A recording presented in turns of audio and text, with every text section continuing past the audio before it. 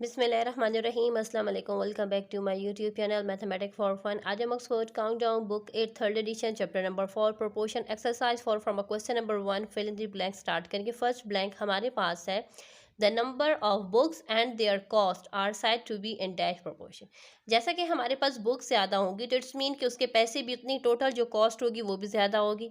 ठीक है, यानी बुक्स ज़्यादा हैं तो कॉस्ट भी ज़्यादा है। तो जब दोनों चीज़ें ज़्यादा होती हैं, दोनों क्वालिटीज़ हमारे पास ज़्यादा होती, क्वांटिटी ज़्यादा होती है, इट्स मीन कि ये हमारे पास डायरेक्ट प्रोपोर्शन है, क्योंकि हम क्लास 7 में भी डायरेक्ट एंड इनवर्स प्रोपोर्शन पढ़ चुके हैं। ठीक है, सो हम यहाँ पर राइट करेंगे डायरेक्ट। नेक्स्ट हमारे पास है if y is equal to 5x then y is dash proportional to x।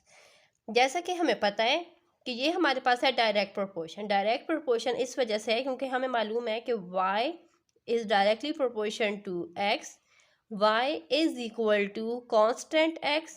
तो यहाँ पर देखिए कांस्टेंट हमारे पास क्या है 5x, 5 है, कांस्टेंट की जगह पर हमने 5 राइट किया। इट्स मीन कि ये हमारे पास क्या है डायरेक्ट प्रोपोर्शन की इक्वेशन आ चुकी है। सो हम यहाँ पर राइट करेंगे डायरेक्ट।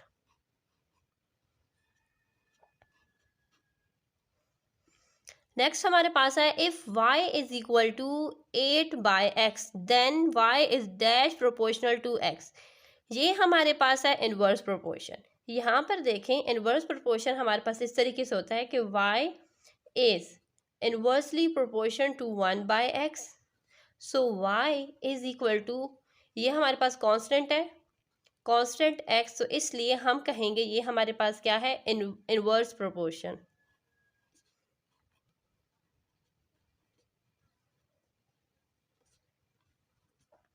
नेक्स्ट हमारे पास है if x and y are inversely proportion, यानी x and y inverse proportion है then x y is dash. So ये देखें ये हमारे पास आ चुका है इनवर्स प्रोपोर्शन। हम क्या कर लेंगे, x को दूसरी तरफ लेंगे, यहाँ पर x डिवाइड हो रहा है, दूसरी तरफ आएगा तो वो मल्टीप्लाई हो जाएगा, तो ये हो जाएगा x y is equal to k, and k हमारे पास क्या है कांस्टेंट। इट्स मीन हम कहेंगे x y is constant.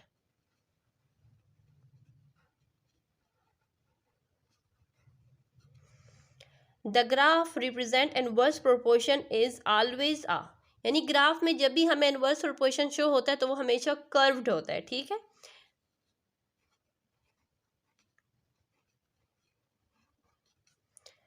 Next question number 2 हमारे पास है state whether the followings are true और फॉल्स। कि हमारे पास जो स्टेटमेंट गिवन है क्या वो ट्रू है या वो फॉल्स है। फर्स्ट हमारे पास है if x and y are directly proportional to each other then the constant is given as, यानी अगर x एंड y हमारे पास डायरेक्टली प्रोपोर्शन है तो इसका मतलब है कि कांस्टेंट हमारे पास क्या होगा, constant is given by y by x। तो क्या कांस्टेंट हमारे पास y बाय x होगा। तो ये हम लोग फर्स्ट उसमें कर चुके थे, ब्लैंक्स में हम लोग कर चुके थे कि जब हमारे पास होता है y is directly proportional to, sorry, y is directly proportional to x। जब हमारे पास y directly proportional to x होता है तो हम राइट करते हैं y is equal to k x. जब हम k को कांस्टेंट ले लेते हैं तो हमारे पास x दूसरी तरफ जाता है तो y बाय x ही होता है, इसलिए ये स्टेटमेंट हमारी ट्रू है। नेक्स्ट हमारे पास है distance travel and petrol consume is an example of inverse proportion, यानी हम जितना डिस्टेंस ट्रेवल करते हैं तो इट्स मीन कि जब डिस्टेंस ज़्यादा होगा तो पेट्रोल भी ज़्यादा ही कंज्यूम होता है, यानी ज़्यादा पेट्रोल इस्तेमाल होता है। जब पेट्रोल ज़्यादा इस्तेमाल होता है यानी दोनों क्वांटिटीज़ क्या हैं, ज़्यादा ही हैं, तो इट्स मीन कि वो हमारा डायरेक्ट प्रोपोर्शन होगा ना कि इनवर्स प्रोपोर्शन, इसलिए ये स्टेटमेंट हमारी फॉल्स है। नेक्स्ट हमारे पास है प्रोपोर्शनल इन्वॉल्व टू और more quantities is a compound proportion, यानी प्रोपोर्शनल में हमारे पास दो या दो से ज़्यादा जो क्वांटिटीज होते हैं उन्हें हम कहते हैं कंपाउंड प्रोपोर्शन। तो ये स्टेटमेंट हमारी ट्रू है। The graph of inverse proportional always pass through the origin, कहते हैं कि जो हमारे पास ग्राफ होता है इनवर्स प्रोपोर्शन का वो हमेशा ओरिजिन से पास होता है। तो ये स्टेटमेंट हमारी क्या है, फॉल्स,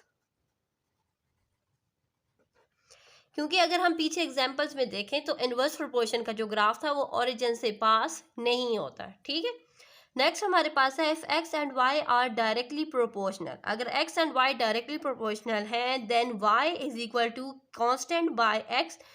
जब हम डायरेक्टली प्रोपोर्शन की बात करते हैं तो हमारे पास y इज इक्वल टू की एक्स यानी कांस्टेंट x आता है, ना कि हमारे पास कांस्टेंट बाय x। ये हमारे पास इनवर्स प्रोपोर्शन की अलामत है, ना कि डायरेक्ट की, इसलिए हम यहाँ पर लिखेंगे फॉल्स।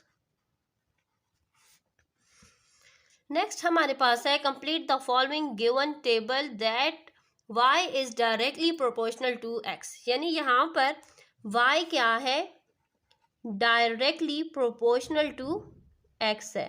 ठीक हो चुके, जब वो डायरेक्टली प्रोपोर्शनल टू x है इट्स मीन कि हमने यहाँ पर वैल्यूज़ को फाइंड करना है। सो चले यहाँ पर हमारे पास गिवन टेबल में यहाँ पर एक y की वैल्यू मिसिंग है, हमने वो फाइंड करनी है, और एक x की वैल्यू मिसिंग है। सो चले हम रजिस्टर से इसका स्टार्ट ले लेते हैं। सो यहाँ पर देखिए हम राइट करेंगे y is directly proportional to x। y directly proportional to x है, it's mean y is equal to constant x। So यहाँ पर देखें हमारे पास कांस्टेंट की वैल्यू क्या आएगी। सबसे पहले तो हम कांस्टेंट को फाइंड कर लेते हैं कि कांस्टेंट हमारे पास क्या होगा। यहाँ पर देखिए 7 है, यहाँ पर हमारे पास यहाँ पर क्या है 4 है, यहाँ पर हमारे पास क्या है 7 है। इट्स मीन कि हम क्या कर लेते हैं, यहाँ पर सबसे पहले हम कांस्टेंट को ही फाइंड कर लेते हैं। कांस्टेंट को फाइंड करने का तरीका कार ये है कि हम यहाँ पर y by x is equal to constant. So first में हमारे पास x की वैल्यू क्या है 4 है। सो हम यहाँ पर x की जगह पर 4 एंड y की जगह पर 20 को राइट कर देंगे। ठीक है, is equal to constant. So 4 1 ज़र 4, 4 के टेबल में हमारे पास 20 आता है 5 के साथ। इट्स मीन कि हमारे पास कांस्टेंट की वैल्यू आ चुकी है 5।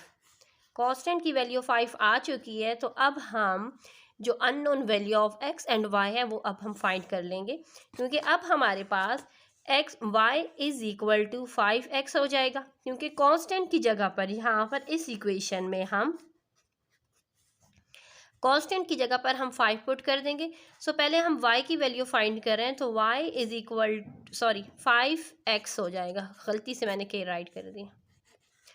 5 एंड x की वैल्यू हमारे पास है यहाँ पर 11, यहाँ पर हम 11 राइट कर देंगे। So y is equal to 5 11 ज़र 55। इट्स मीन कि y की वैल्यू हमारे पास आ चुकी है 55। सो हम यहाँ पर राइट कर देंगे 55। नेक्स्ट हमारे पास y की वैल्यू 100 गिवन है। इट्स मीन कि हम यहाँ पर राइट करेंगे, यहाँ पर देखें y is equal to 5x। हम इस तरीके से इसको सॉल्व कर रहे हैं। यहाँ पर हमने किसकी वैल्यू हमारे पास गिवन है, हमारे पास y की वैल्यू गिवन है, हमने x की वैल्यू को फाइंड करना है। सो हम y by 5 is equal to x कर देंगे। y हमारे पास है 100, x कांस्टेंट की वैल्यू हमारे पास है 5 इज इक्वल टू x। 5 1 ज़र 5 एंड 5 टेबल में 100 आता है 20 के साथ। इट्स मीन के x हमारे पास आ चुका है 20। सो हम यहाँ पर x की जगह पर राइट कर देंगे 20। नेक्स्ट जो हमारा क्वेश्चन है, complete the following table given that y is inversely proportion to x, जिसमें हमारे पास y inversely proportion to x है।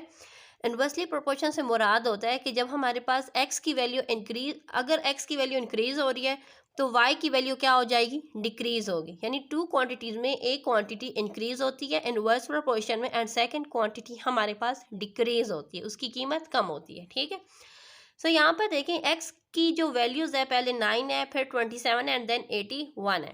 ठीक है, और यहाँ पर देखें y की वैल्यू तो पहले 27 थी, देन हमारे पास 9 आई है। अब हमारे पास जो नेक्स्ट वैल्यू होगी वो क्या होगी, कम होगी।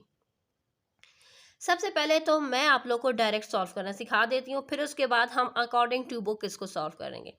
जैसे कि यहाँ पर देखें हमारे पास आ रहा है आंसर 27 के बाद आ रहा है 9 के बाद जो नेक्स्ट वैल्यू हमारे पास आएगी वो क्या आएगी, वो हमारे पास होगी, क्योंकि 9 के टेबल में 27 हमारे पास आता है 9 के साथ। ठीक हो चुका है, यानी ये हमारे पास क्या हो रहा है, हर स्टेप में 3 के साथ ये डिवाइड हो रहा है। 27 को अगर हम 3 के साथ डिवाइड करें तो हमारे पास आता है 9 को अगर हम 3 के साथ डिवाइड करें तो हमारे पास क्या आता है, 3 ही आता है। ठीक है, ये तो हो चुका है हमारा डायरेक्ट स्टेप। अब हम अकॉर्डिंग टू बुक चलते हैं, तो इसको अब हम सॉल्व कर लेते हैं। यहाँ पर देखें हमारे पास है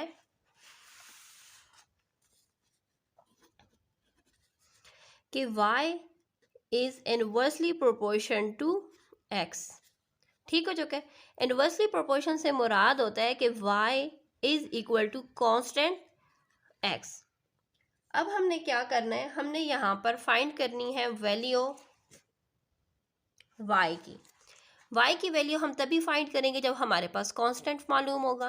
कांस्टेंट को हम मालूम करने का तरीक़ाकार हमारा ये है कि हम क्या कर लेंगे, यहाँ पर हम कांस्टेंट को इस तरफ छोड़कर y जो कि x जो कि यहाँ पर डिवाइड हो रहा है दूसरी तरफ जाकर मल्टीप्लाई हो जाएगा, तो ये हो जाएगा x y is equal to k. अब इसमें हम फर्स्ट, जैसे कि हमारे पास फर्स्ट कॉलम में हमारे पास जो वैल्यूज़ गिवन थी, x की वैल्यू हमारे पास थी 9 एंड y की वैल्यू हमारे पास थी 27 इज इक्वल टू के।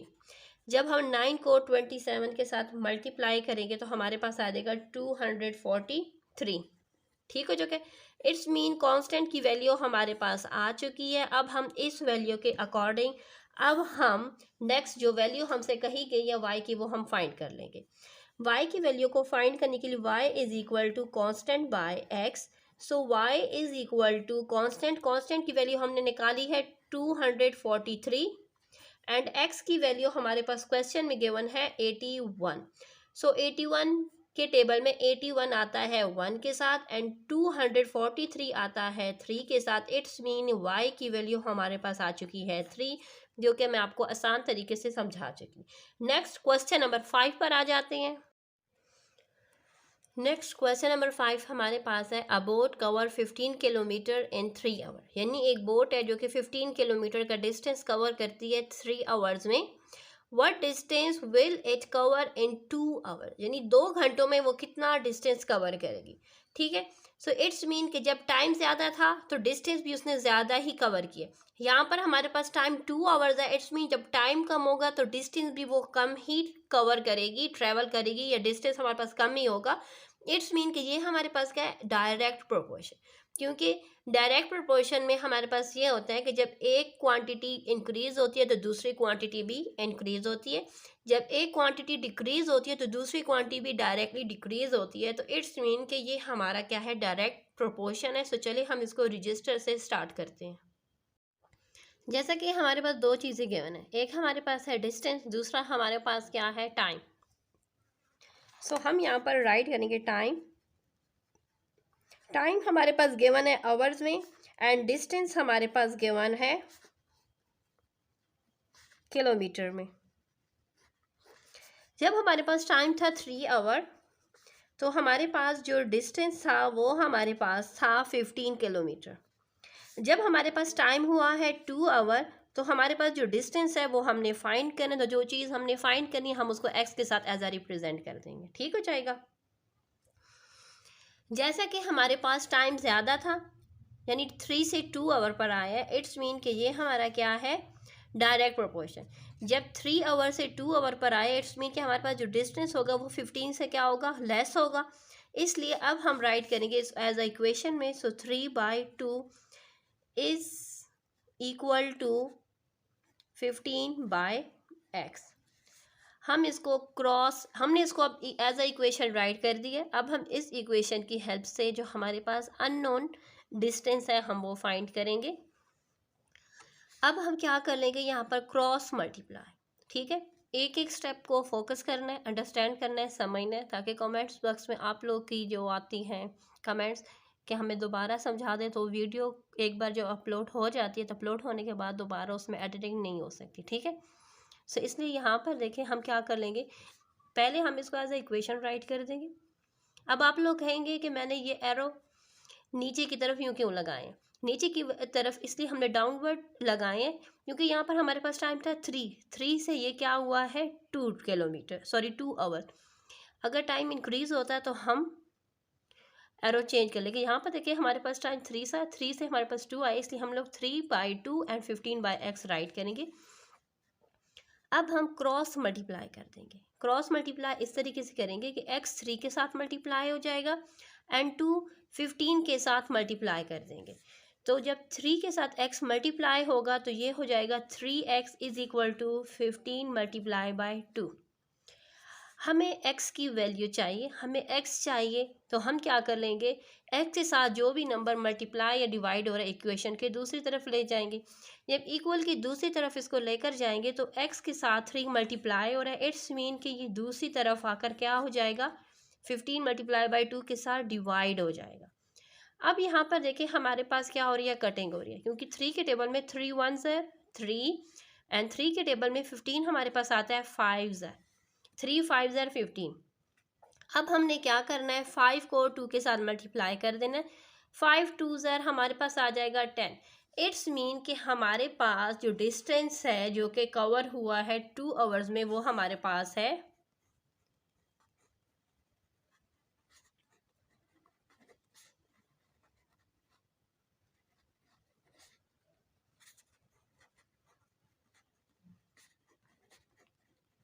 Is 10 kilometre. Next question number 6 पर आ जाते हैं। क्वेश्चन नंबर 6 हमारे पास है, 11 man can dig a 6 hole 3 by 4 metre long trench in 1 day. यानी 11 आदमियों ने जो खुदाई की है वो हमारे पास कितने मीटर है, 6 होल 3 by 4 मीटर है। How many man should be employed for digging a 27 metre trench in a 1 day.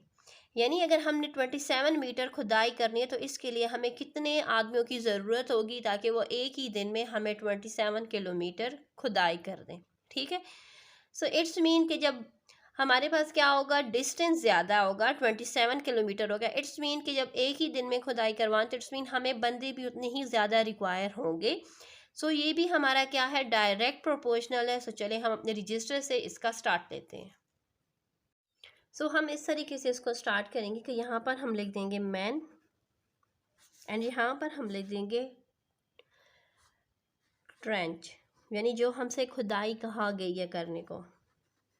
Trench जो कि खुदाई है वो हमारे पास किस में, हम लोग मीटर में करवा रहे हैं। इट्स मीन कि यहाँ पर देखें, जब हमारे पास 11 मैन थे तो जो खुदाई हो रही थी वो हमारे पास कितनी हो रही थी, 11 मैन कितने मीटर वो डिग कर रहे, खुदाई कर रहे थे, वो कर रहे थे 6 होल 3 by 4। अब हम क्या कर लेते हैं, ये कि हमारे पास क्या है, इम्प्रॉपर फ्रैक्शन है, सॉरी ये हमारे पास क्या है, एक होल नंबर में गिवन है, होल एंड मिक्स फ्रैक्शन हमारे पास गिवन है। हम इसको इम्प्रॉपर में कन्वर्ट कर देते हैं, तो ये हमारे पास आ जाएगा 4 6 are 24 प्लस 3 करेंगे तो आ जाएगा हमारे पास 27 by 4। हमने क्या कर लेना है, 27 by 4 यहाँ पर हमने राइट कर देना है। अब हम चले जाएंगे क्योंकि ये जो हमारे पास जो मिक्स फ्रैक्शन में गिवन था, अब हमने इसको इम्प्रॉपर फ्रैक्शन में कन्वर्ट कर दिया। अब हमसे कहा जा रहा है कि हमारे पास क्या गिवन है, अब हमारे पास जो गिवन है वो है 27 मीटर। 27 मीटर अगर हमने खुदाई करवानी है तो उसके लिए हमें कितने आदमियों की ज़रूरत होगी। सो ये भी हमारा डायरेक्ट प्रोपोर्शन है। हम इसको इस तरीके से राइट करेंगे, 11 by x is equal to 27 by 4 जो कि हमारा नॉमिनेटर है, एंड इसके डिनोमिनेटर में हम राइट कर देंगे 27। ठीक हो चुका है।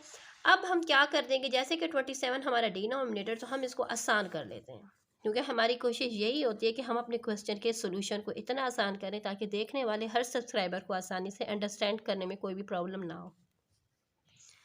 हम यहाँ पर राइट कर देंगे 27 by 4। जैसे कि ये वाला 27 हमारे पास यहाँ से आया है, ठीक है, 27 क्या था, मीटर उन्होंने डिग करवाना था ट्रेंच को, इसलिए हम यहाँ पर राइट कर देंगे 1 by 27। हम इस तरीके से इसको राइट कर देंगे कि ताकि ये अपने नॉमिनेटर प्लेस में रहे। ठीक है, सो यहाँ पर देखिए ये हमारे पास एज अ नॉमिनेटर प्लेस में हमारे पास आ चुका है। अब हम यहाँ पर क्या कर रहे हैं, यहाँ पर देखिए हमारे पास कटिंग हो रही है। ठीक है, 27 एंड 27 की कटिंग हो रही है, हमारे पास क्या बच चुका है, 1 by 4। It's mean 11 by x is equal to 1 by 4। अब हमने x की वैल्यू फाइंड करनी है, यानी पीपल्स जो मैन है हमने वो फाइंड करनी, कितने आदमी हमें रिक्वायर होंगे कि वो हमें 27 मीटर जो ट्रेंच है उसको उसकी खुदाई कर सके। तो यहाँ पर देखिए क्रॉस मल्टीप्लाई कर देंगे, 4 को 11 के साथ एंड x को 1 के साथ मल्टीप्लाई कर देंगे। So 11 multiply by 4 is equal to 1 multiply by x. So for 11s are 44 is equal to x. It's mean 44 men हमें क्या होंगे, रिक्वायर होंगे ताकि वो क्या कर सके, 27 मीटर ट्रेंच की खुदाई कर सके। सो हम यहाँ पर राइट करेंगे 44 man, sorry M,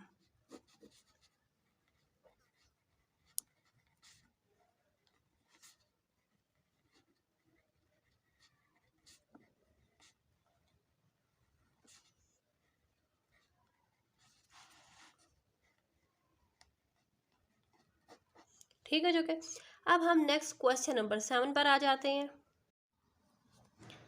question number 7 हमारे पास है 6 taps can fill a tub in 30 minutes. यानी हमारे पास 6 नलके अगर लगे हुए हैं, टेप्स यानी नलके हमारे पास हैं, तो 6 नलके की हेल्प से जो एक टब है वो 30 मिनट्स में क्या हो जाता है, फिल हो जाता है, भर जाता है, ठीक है। How many taps can fill it in 20 minutes.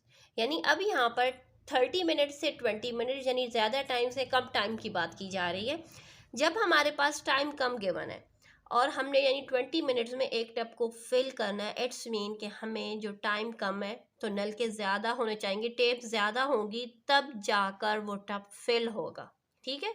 तो ये हमारा क्या है, इनवर्स प्रोपोर्शन, यानी टाइम कम है लेकिन टेप ज़्यादा लगानी पड़ेगी ताकि वो टब को जल्दी से फिल कर सके। तो ये हमारा इनवर्स प्रोपोर्शन है। सो चले हम इसका स्टार्ट करते हैं अपने रजिस्टर से। सो हम यहाँ पर राइट करेंगे टेप मिनट्स। फर्स्ट हमारे पास कितने टेप्स थे, 6 टेप्स थे, तो टाइम जो हमारे पास था वो था 30। अब हमसे कहा जा रहा है कि हमने कितने टेप्स लगाने हैं ताकि वो 20 मिनट्स में उस टब को फिल कर सके। तो ये हमारे पास क्या है, इनवर्स प्रोपोर्शन है। इट्स मीन कि ज़्यादा नलके लगाएंगे तब जाकर कम टाइम में एक टब को वो फिल कर सकेंगे। तो ये हमारा इनवर्स प्रोपोर्शन है, यानी ज़्यादा से कम। यहाँ पर हमारे पास टेप ज़्यादा होंगी, यहाँ पर हमारे पास कम थी। इट्स मीन कि हम इसको राइट करेंगे, ये हमारा क्या है, इनवर्स प्रोपोर्शन। यानी हमारे पास क्या थी, पहले नल के ज़्यादा थे तो टाइम भी उसके अकॉर्डिंग 30 था। अब टाइम 30 से 20 हुआ है, कम हुआ है, इट्स मीन कि हमें नल के ज़्यादा लगवाने पड़ेंगे। तो इसलिए हम यहाँ पर लिखेंगे कि ये हमारा इन्वर्स प्रोपोर्शन है। इन्वर्स प्रोपोर्शन के लिए हमारी जो इक्वेशन होती है वो हमारे पास कुछ इस तरीके से होती है कि हम लिखते हैं x/6 is equal to 30/20।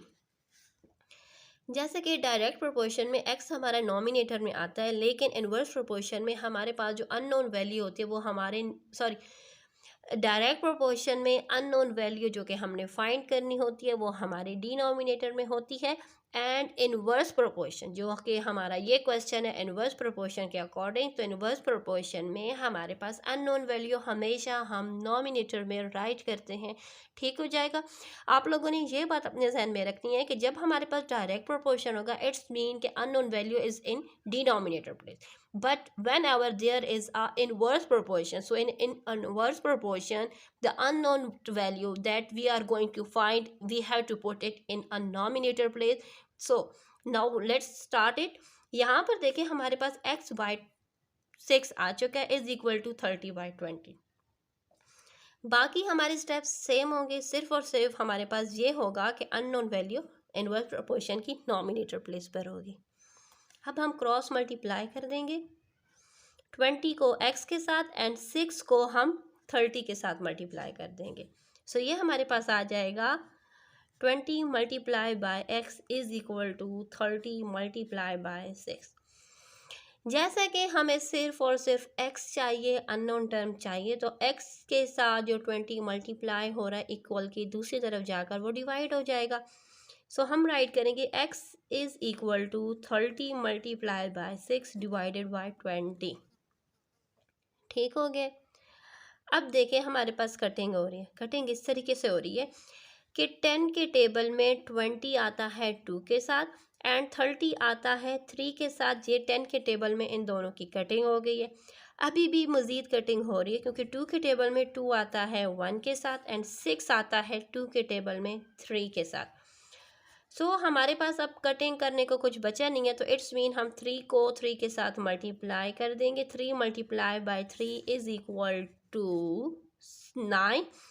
It's mean के 9 tape are required to fill a tub in 20 minutes. So हम लिखेंगे 9 tapes are required to fill the tub in 20 minutes। Next question number 8 पर आ जाते हैं। क्वेश्चन नंबर 8 हमारे पास है, इन अ हॉस्टल ऑफ 50 गर्ल्स, यानी हमारे पास हॉस्टल है, हॉस्टल में हमारे पास कितनी गर्ल्स हैं, 50 गर्ल्स हैं एक हॉस्टल में। There food preservation are for 40 days, यानी उनके खाने पीने का जो सामान हॉस्टल में रखा हुआ है वो कितना है, 40 डेज है। If 30 more girl join the hostel, यानी 50 तो पहले से थी, 50 लड़कियों के होते हुए 30 लड़कियां और भी आ चुकी हैं हॉस्टल में रहने के लिए। How long will these preservation last, तो कहते हैं कि खाने का सामान जो 50 लड़कियों का था वो 40 दिन चल रहा था, जब 50 में 30 और, यानी अब टोटल लड़कियां हो चुकी हैं 80, तो क्या खाने पीने का सामान अब उनको कितने दिन चलेगा।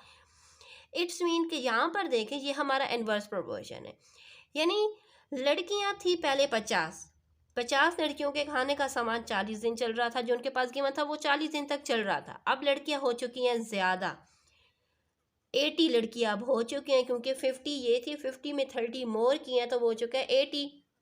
इट्स मीन अब 80 लड़कियां हो गई हैं, जब लड़कियां ज़्यादा हो गई तो इट्स मीन उनको जो खाने का जो सामान उनके पास था वो क्या होगा, उनको कम हो जाएगा। ठीक है, तो ये हमारा इन्वर्स प्रोपोर्शन है। सो चले इसको स्टार्ट करते हैं अपने रजिस्टर से।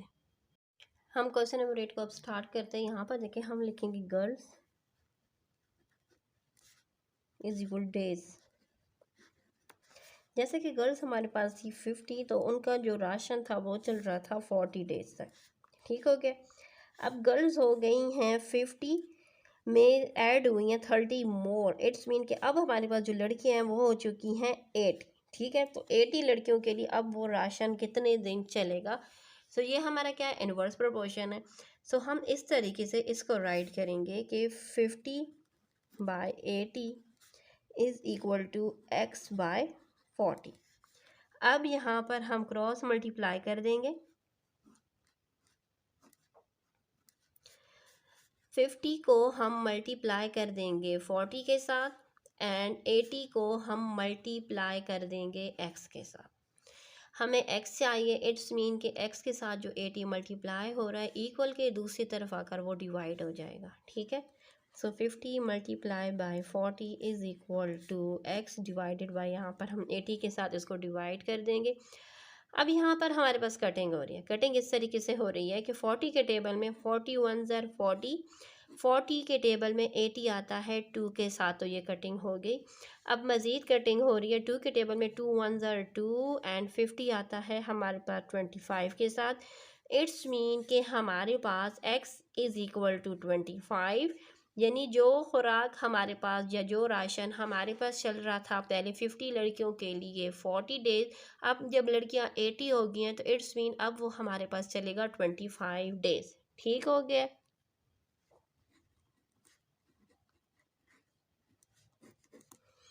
नेक्स्ट अब हम क्वेश्चन नंबर 9 पर आ जाते हैं। नेक्स्ट हमारा क्वेश्चन नंबर 9 हमारे पास है, if 12 metre of iron rod weight 42 kg, यानी एक 12 मीटर का आयरन का रॉड है जो सरिया है, हम सरिया ही कह देंगे। हमारे पास एक सरिया गिवन है 12 मीटर का जिसका वेट हमारे पास है 42 kg। What will be the weight of 6 metre of same rod, यानी ये जो 12 मीटर का जो रॉड है इसी तरह का एक सेम हमारे पास रॉड है 6 मीटर का, तो उसका वेट कितना होगा। सो चलिए हम इसको स्टार्ट कर लेते हैं। जैसे कि देखें हमारे पास ये क्या है, डायरेक्ट प्रोपोर्शन है। डायरेक्ट इस वजह से है कि जब आयरन हमारे पास ज़्यादा था तो उसका वेट भी ज़्यादा था। अब यहाँ पर आयरन हमारे पास हो चुका है कम, 6 मीटर, इट्स मीन कि उसका वेट भी क्या होगा, उसका वेट भी उस हिसाब से कम ही होगा। इसलिए चले हम इसको स्टार्ट कर लेते हैं। हम इस तरीके से लिखेंगे कि हमारे पास जो लेंथ है, लेंथ हमारे पास है मीटर में, उसका यूनिट मीटर है, एंड हमारे पास जो वेट है, वेट का यूनिट हमारे पास है किलोग्राम। ठीक हो गया, यानी हमारे पास जब 12 मीटर का आयरन का वो रॉड था उसका वेट हमारे पास था 42 kg। अब हमारे पास है 6 मीटर का सेम आयरन का रॉड, तो उसका वेट हमारे पास कितना होगा। सो ये हमारे पास है direct proportion. So direct proportion की इक्वेशन को हम इस तरीके से राइट करेंगे, 6/12 एंड 42/x। अब हम इसको क्रॉस मल्टीप्लाई कर देंगे। क्रॉस मल्टीप्लाई इसलिए करते हैं ताकि हमारे पास जो अननोन वैल्यू है या अननोन जो टर्म है, जो अननोन क्वालिटी है, वो हम आसानी से फाइंड कर सकें। अब ये हो जाएगा कि 12 multiply by x is equal to 42 multiply by 6। जैसा कि हमें चाहिए x, तो इसलिए x चाहिए तो हम क्या कर देंगे, x के साथ जो 12 मल्टीप्लाई हो रहा है वो इक्वल की दूसरी तरफ आकर डिवाइड हो जाएगा। सो यहाँ पर देखिए 42 मल्टीप्लाई बाय 6 डिवाइडेड बाय 12 कर देंगे, ठीक है, ताकि x हमारे पास ऐसे ही आ जाए। अब हम क्या कर देंगे, कटिंग हो रही है। 12 6 के टेबल में 6 1 ज़र 6, 6 2 ज़र 12। अभी मज़ीद कटिंग हो रही है क्योंकि 2 के टेबल में 2 1 ज़र 2 एंड 2 के टेबल में हमारे पास आ जाएगा 21 ज़र 42। इट्स मीन कि हमारे पास जो वेट आ चुका है वो आ चुका है 21 kg। तो हम यहाँ पर लिखेंगे weight of 6 metre iron is 21 kg। Next question पर आ जाते हैं। क्वेश्चन नंबर 10 हमारे पास है, a piece of carpet measuring 12 feet wide and 15 feet long. यानी उसकी जो चौड़ाई है वो हमारे पास है 12 फीट और जो लंबाई हमारे पास है वो है 25 फीट, और जो कीमत हमारे पास गिवन है वो हमारे पास है 2500। What is the price of a carpet measuring, यानी हमारे पास कितनी कीमत होगी उस कारपेट की जिसकी हमारे पास चौड़ाई गिवन है 50 मीटर एंड लंबाई हमारे पास गिवन है 30 मीटर। सो चले, जैसे कि हमारे पास जब कारपेट का एरिया, हम एरिया ही कहेंगे ना क्योंकि जिसमें हमारे पास लेंथ, क्योंकि एक कमरे का जो एरिया उसके अकॉर्डिंग हम लोग कारपेट उसमें लगवाते हैं। जब हमारे पास एरिया ज़्यादा हो जाएगा इट्स मीन कि हमें उतने ही पैसे ज़्यादा देकर उतना ही ज़्यादा कारपेट उस कमरे में डलवाना पड़ेगा या उस जगह में कारपेट लगवाना पड़ेगा, ठीक है। सो ये भी हमारे पास क्या है, हमारा डायरेक्ट प्रोपोर्शन। सो चलिए हम स्टार्ट कर लेते हैं अपने रजिस्टर से। सो यहाँ पर देखिए, हम यहाँ पर लिखेंगे length sorry area and price. यहाँ पर देखें एरिया एंड यहाँ पर हमारे पास आ जाएगी प्राइस। जैसे कि एरिया हमारे पास है मीटर में, सॉरी एरिया हमारे पास है फीट में एंड प्राइस हमारे पास है रुपीज़ में। सो हम इस तरीके से उनके यूनिट भी उनके साथ मेंशन करेंगे। अब यहाँ पर देखिए हमारे पास आ चुका है, फर्स्ट एरिया हमारे पास था 12 चौड़ाई थी एंड 25 उसकी लंबाई थी।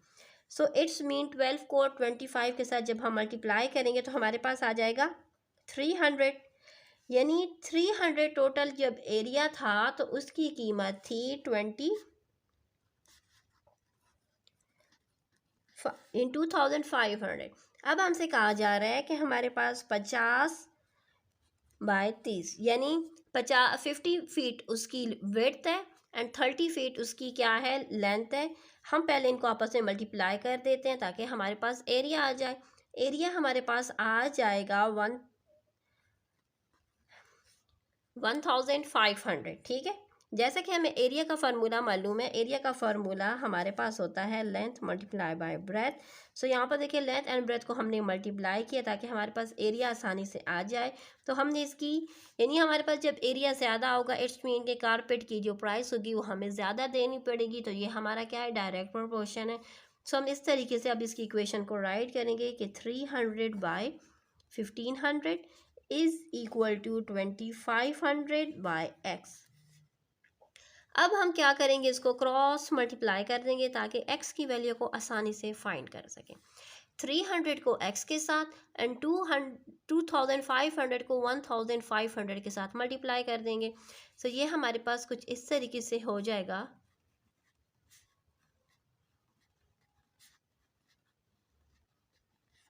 हमें जैसे कि x चाहिए तो x के साथ जो वैल्यू मल्टीप्लाई हो रही है इक्वल के दूसरी तरफ आकर डिवाइड हो जाएगी। सो हम उसको इस तरीके से राइट कर देंगे।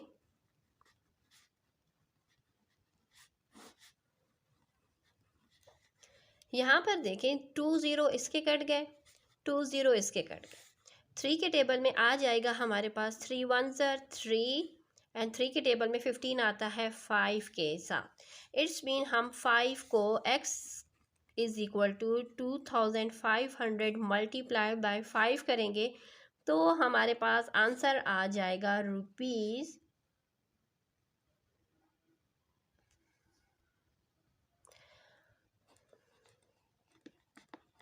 12,500। ठीक है, हमारा क्वेश्चन नंबर 10 सॉल्व हो चुका है। अब हम क्वेश्चन नंबर 11 पर आ जाते हैं। नेक्स्ट क्वेश्चन नंबर 11 हमारे पास है 11 men work 8 hours a day can complete a job in 35 days। यानी 100 आदमी है, आदमी मर्द हमारे पास कितने 100 है, टाइम हमारे पास है 8 घंटे, यानी 100 आदमी 8 घंटों में एक काम को 8 घंटों के टाइम उनके पास होता है काम करने का, जिसमें वो उसको कंप्लीट करते हैं 35 डेज में। How many man should be employed to finish the job in 25 days. यानी उसी काम के लिए अगर वो जॉब है उनके पास, उन्होंने 25 डेज में उसको कंप्लीट करना है, जबकि टाइम उनके पास हो चुका है 10 आवर, तो कितने आदमी रिक्वायर होंगे। अब तक तो हमारे पास ओनली 2 ही क्वांटिटीज़ गिवन होती थी, अब हमारे पास 3 गिवन है। सो इसको भी बड़े आसान तरीके से अब हम सॉल्व कर लेते हैं। सो चले यहाँ पर देखें, चले मैं रजिस्टर से ही आपको समझाती हूँ, क्योंकि वहाँ से ही आप लोगों को अच्छे तरीके से समझ आना स्टार्ट होगा। जैसा कि हमारे पास 3 क्वांटिटीज़ हैं, एक हमारे पास है मेन, दूसरा हमारे पास है आवर्स, एंड तीसरा हमारे पास है डेज। ठीक हो गया। सो यहाँ पर देखें, जब हमारे पास मेन थे 100, तो तब हमारे पास जो टाइम था वो था 8 आवर्स का, एंड डेज हमारे पास थे 35। अब हम लोगों ने आदमी फाइंड करने हैं, जबकि टाइम हमारे पास है 10 आवर्स एंड डेज हमारे पास है 25। सो अगर हम यहाँ पर टाइम एंड डेज को अगर हम फोकस करें तो ये देखें, जब टाइम ज़्यादा था तो आदमी भी ज़्यादा हो गए, अब टाइम ज़्यादा हो गया तो आदमी कम हो गया। इट्स मीन के time and day are inversely proportion to each other. So सबसे पहले हम इनका इनवर्स प्रोपोर्शन फाइंड कर लेते हैं। जब हमारे पास इनका इनवर्स प्रोपोर्शन आ जाएगा, देन हम आगे अननोन वैल्यू जो कि मेन है हम वो फाइंड कर लेंगे। सो चलिए सबसे पहले हम इस तरीके से इसको राइट करते हैं कि ये हो जाएगा हमारे पास 100 by x is equal to, ये है इनवर्स प्रोपोर्शन, क्योंकि ये दोनों क्या है हमारे पास इनवर्स,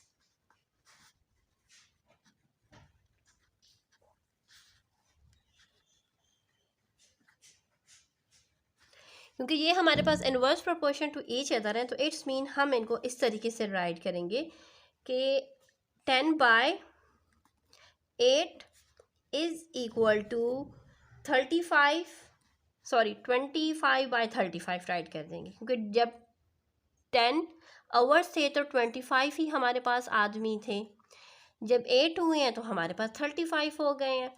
सो यहाँ पर देखें, हम इनको क्रॉस मल्टीप्लाई कर देंगे। जब क्रॉस मल्टीप्लाई करेंगे तो हमारे पास, सॉरी हम क्रॉस नहीं, क्योंकि हमारे पास यहाँ पर कटिंग हो रही है, जब कटिंग हो रही है तो हम कटिंग ही कर लेते हैं। ठीक है, यहाँ पर देखिए ये है 25, सॉरी 2 के टेबल में 10 आता है 5 के साथ एंड 8 आता है 4 के साथ।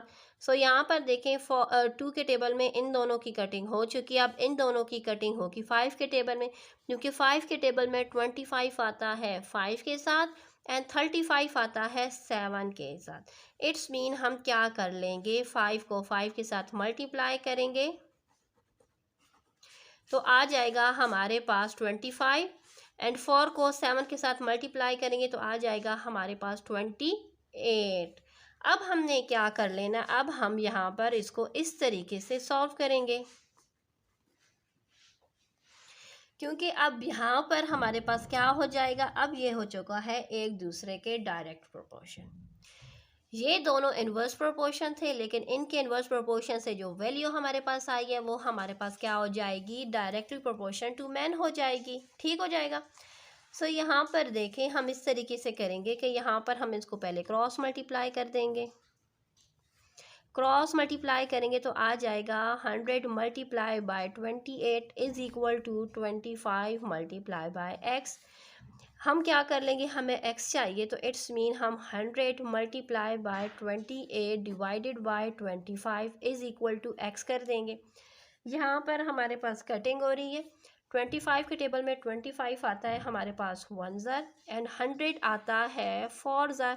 4 को 28 के साथ मल्टीप्लाई कर देंगे तो हमारे पास आ जाएगा x is equal to 112 man. It's mean कि हमें कितने मैन्स रिक्वायर होंगे, 112 मैन हमें रिक्वायर होंगे ताकि वो हमारा जो जॉब है वो सेम जॉब 25 डेज़ के अंदर फिनिश कर सकें। ठीक हो जाएगा।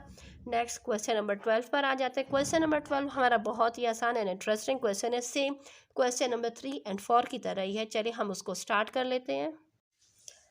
हमारे पास क्वेश्चन नंबर 12 है, if y is directly proportional to x, यानी y डायरेक्टली प्रोपोर्शन है x के। इट्स मीन कि अगर y की वैल्यू इंक्रीज होगी तो ऑटोमेटिकली x की वैल्यू भी इंक्रीज होगी। ठीक है।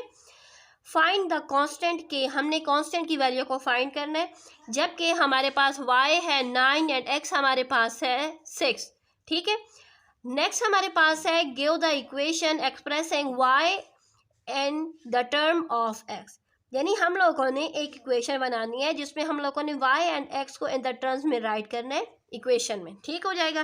थर्ड हमारे पास है हम लोगों ने इस टेबल को कंप्लीट करना है। सो सबसे पहले हम जो फर्स्ट है जो कि कांस्टेंट की वैल्यू हम लोगों ने फाइंड करनी है, सो चलिए हम उसको पहले फाइंड कर लेते हैं। जैसा कि हमें मालूम है कि हमारे पास y is directly proportional to x। It's mean कि y is equal to constant x। हमें कांस्टेंट की वैल्यू चाहिए। इट्स मीन कि ये हो जाएगा y by x is equal to constant. अब हम क्या कर देंगे, x एंड y की वैल्यू को पुट करेंगे। y की वैल्यू हमारे पास है 9 एंड x की वैल्यू हमारे पास है 6। यहाँ पर देखें x 6 एंड 9 की कटिंग हो जाएगी। कटिंग इस तरीके से होगी कि 3 के टेबल में 9 आता है 3 के साथ एंड 6 आता है 2 के साथ। सो कांस्टेंट की वैल्यू हमारे पास आ जाएगी 3/2। ये जो हमारा फर्स्ट पार्ट था वो हम सॉल्व कर चुके हैं।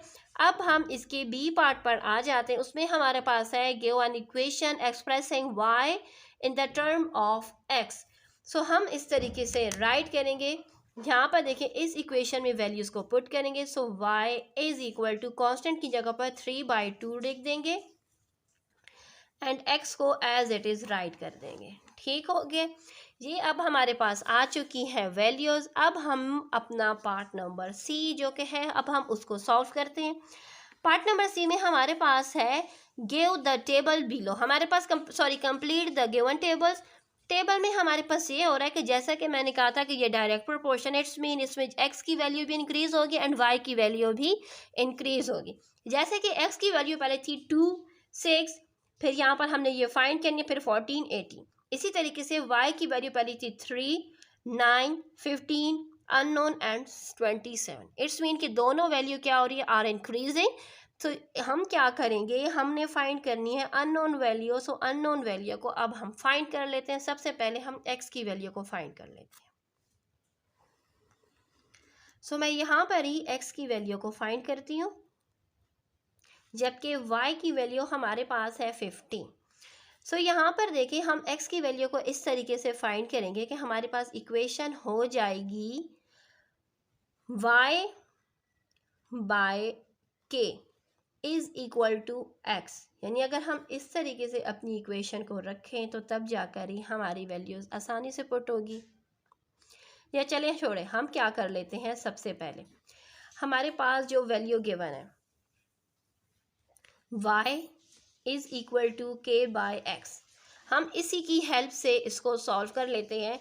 तो y की वैल्यू हमारे पास है 15 एंड k की वैल्यू हमारे पास आ चुकी थी 3/2, क्योंकि हमने 3/2 फाइंड की थी एंड x को हमने फाइंड करना है। ठीक हो जाएगा। सो यहाँ पर देखें हमारे पास कुछ इस तरीके से वैल्यू है। हम क्या कर लेते हैं, यहाँ पर हम 2 को इधर मल्टीप्लाई कर देंगे एंड 3 आकर डिवाइड हो जाएगा, क्योंकि जब हम फ्रैक्शन दूसरी तरफ लेकर जाते हैं तो वो रेसिप्रोकल हो जाती है। तो इट्स मीन वो हमारे पास हो जाएगी 2/3 is equal to x. So 3 1 ज़र 3, 3 के टेबल में 15 आता है 5 के साथ, 5 को 2 के साथ मल्टीप्लाई करेंगे, 5 2 ज़र तो हमारे पास आ जाएगा x is equal to 10। It's mean के x की वैल्यू हमारे पास आ चुकी है 10। अब हम यहाँ पर राइट कर देंगे 10। अब हमने यहाँ पर y की वैल्यू को फाइंड करना है। सो सेम हमारा प्रोसेस होगा, जैसे कि x की वैल्यू हमारे पास है 14, यहाँ पर देखें x की वैल्यू हमारे पास है 14, हमने y को फाइंड करना है। सो हम क्या कर देंगे, y is equal to k by x. So y की जगह को अपनी जगह पर राइट कर देंगे, k की जगह पर राइट कर देंगे 3/2 एंड x की जगह पर राइट कर देंगे 14। सो यहाँ पर देखें कटिंग हो रही है क्योंकि 2 के टेबल में 2 1s are 2 and 2 7s are 14। अब हमने क्या कर देना है, 3 को 7 के साथ मल्टीप्लाई कर देना है, 3 7 ज़र हमारे पास आ जाएगा 21। इट्स मीन के हम y की जगह पर क्या राइट कर देंगे, 21 को राइट कर देंगे। अब हमसे कहा जा रहा है draw the graph of y against x, यानी हमने y एंड x का जो ग्राफ है अब हमने वो ड्रा करना है। सो चले हम अपने नेक्स्ट पेज पर आकर इसको स्टार्ट कर लेते हैं। हमने इस तरीके से इसको graph as a graph represent करना है। यहाँ पर देखें, मेरा समझाने का मकसद सिर्फ और सिर्फ मेरा मकसद आप लोग को समझाने का है। आप लोग कमेंट्स में राइट करते हैं कि आपने ग्राफ नहीं यूज़ किया, आपने इस तरीके से समझाया। आप लोग को अगर ग्राफ के तौर पर समझना है तो आप लोग इसको एज अ ग्राफ के तौर पर ले लें बॉक्सेस को। यहाँ पर देखें मैंने मैथ की कॉपी एक ली है, मैंने उसके पेज पर आपको समझा रही हूँ, क्योंकि अगर मैं ग्राफ लूँगी तो उस तरीके से मेरे लिए समझाना आपको वीडियो में काफ़ी मुश्किल हो जाएगा, क्योंकि ग्राफ पर जो हमारे पास बॉक्सेस होती हैं वो बहुत ही छोटे छोटे होते हैं, उनको वीडियो में शो करना काफ़ी नामुमकिन हो जाता है। तो इसलिए मैंने यहाँ पर मैथ की कॉपी का एक पेज लिया ताकि आप लोग इसको एज अ ग्राफ के तौर पर रिप्रेजेंट करने में आप लोग को आसानी हो। सो ये हो चुका है हमारा x एक्सिस एंड ये हो चुका है हमारे पास y एक्सिस। यहाँ पर हम देंगे कि ये हमारे पास क्या है 0, ये हो जाएगा 2 4 6 8 10 12 14 16, ठीक हो गया। एंड ये हमारे पास हो जाएगा 3 6 9 12 15 18 21 24 एंड 27। अब यहाँ पर देखिए फर्स्ट हमारे पास था कि x की वैल्यू जो हमारे पास थी वो थी 2, तो y की वैल्यू थी 3, यानी ये यहाँ पर इस पॉइंट पर आकर मीट हो जाएगा। नेक्स्ट हमसे कहा जा रहा है कि x की वैल्यू हमारे पास थी 6, तो y की वैल्यू थी 9, तो इट्स मीन कि वो यहाँ पर आकर मीट होगा। नेक्स्ट कहा जा रहा है कि x की वैल्यू थी 10, तो y की वैल्यू हो गई थी 15, ठीक हो गया। अब नेक्स्ट हमसे ये भी कहा जा रहा है कि जब x की वैल्यू थी 14 तो y की वैल्यू हो गई थी 21, ठीक है, तो ये यहाँ पर आकर मीट करेगा। नेक्स्ट है हमारे पास x की वैल्यू थी 18, तो y की वैल्यू हो गई थी 27, सो हम यहाँ पर राइट कर देते हैं 18। जब ये 18 थी तो y की वैल्यू हो गई थी 27, यानी हमारे पास कुछ इस तरीके से हमारे पास ये लाइन शो हो रही है ग्राफ पर। सो हम इस तरीके से इसको मेंशन करेंगे।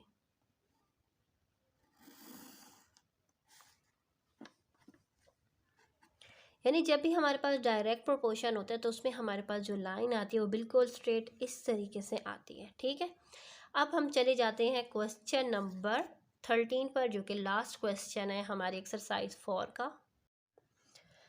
क्वेश्चन नंबर 13 हमारे पास है if y is inversely proportion to x, यानी अब y क्या है, इनवर्सली प्रोपोर्शन टू x है, तो हमने यहाँ पर सेम सबसे पहले कांस्टेंट को फाइंड करना है, फिर हमने उसको एज अ इक्वेशन एक्सप्रेस करना है, फिर हमने टेबल को कंप्लीट करना है, एंड देन लास्ट पे हमने as a graph of x against y हम लोगों ने शो करना है, ठीक हो जाएगा।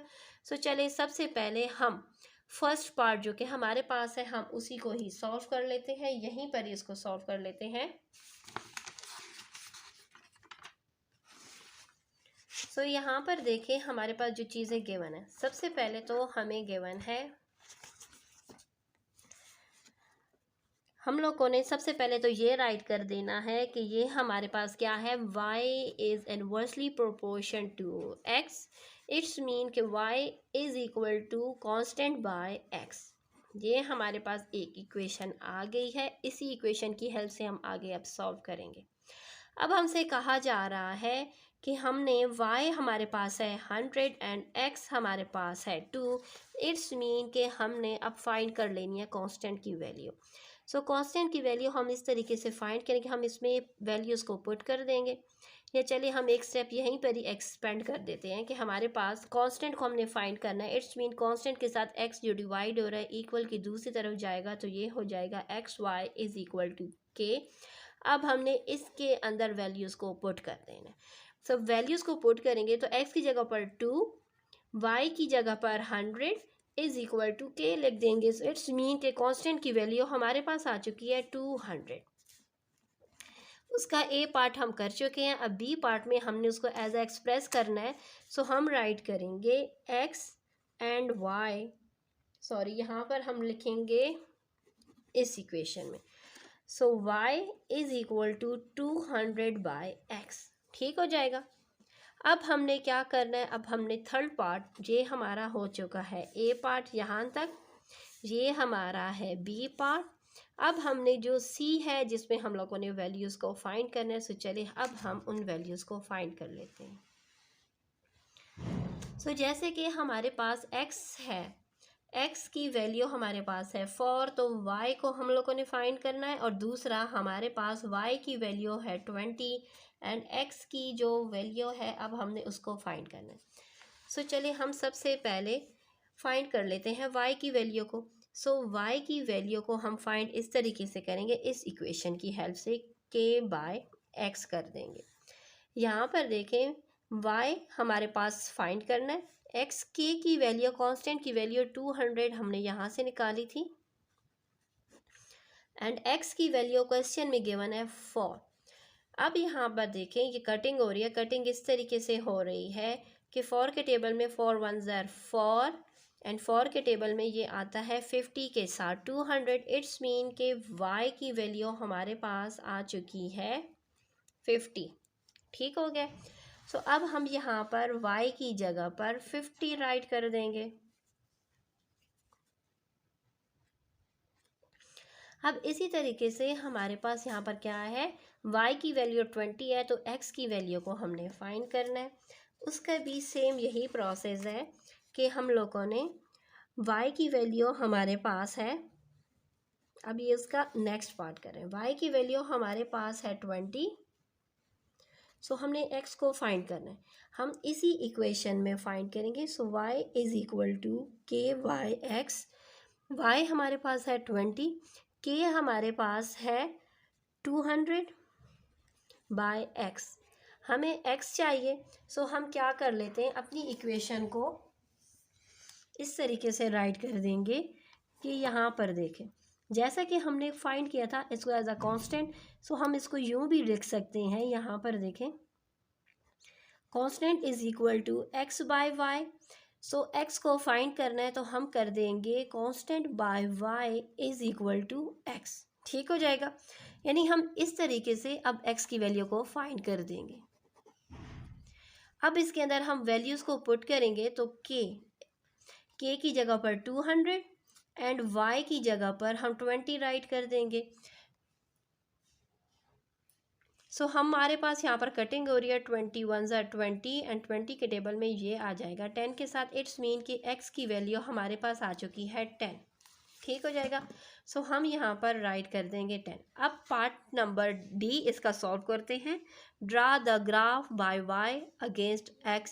सो चलिए इसको रजिस्टर से स्टार्ट कर लेते हैं। यहाँ पर देखें ये हमारा हो चुका है x, ये हो चुका है y। हम यहाँ से लेंगे 0 2 4 6 8 10 12 14 तक ले लेंगे। अब यहाँ से हम लेंगे, फर्स्ट रीडिंग हमारे पास होगी 10, 20, 20 के बाद हम यहाँ पर 25 ले लेंगे, 30, 50, 80 एंड 100। ठीक हो जाएगा। अब यहाँ पर देखिए फर्स्ट हमारे पास आ रहा है x हमारे पास है 2 एंड y हमारे पास है 100, यानी x कितना है 2 एंड y है हमारे पास 100। तो हम यहाँ पर यूँ डॉट लगा देंगे ताकि हमें आसानी हो इसको समझने। x हमारे पास है 2, सॉरी x हमारे पास है 4, y हमारे पास है 50, इस तरीके से डॉट लगा दिए। x हमारे पास है 8 एंड y हमारे पास है 25। नेक्स्ट हमारे पास है x हमारे पास है 10 एंड y हमारे पास है 20। ठीक हो जाएगा। सो अभी देखें हम इसको मैच करेंगे तो ये हमारा कुछ इस तरीके से हो जाएगा कर्व शेप में।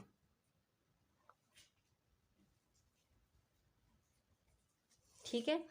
सो ये जब भी हमारा इन्वर्स प्रोपोर्शन होता है तो हमारे पास जो ये लाइन आती है इन्वर्स प्रोपोर्शन के ग्राफ पर वो होती है कर्व शेप में। ठीक हो जाएगा।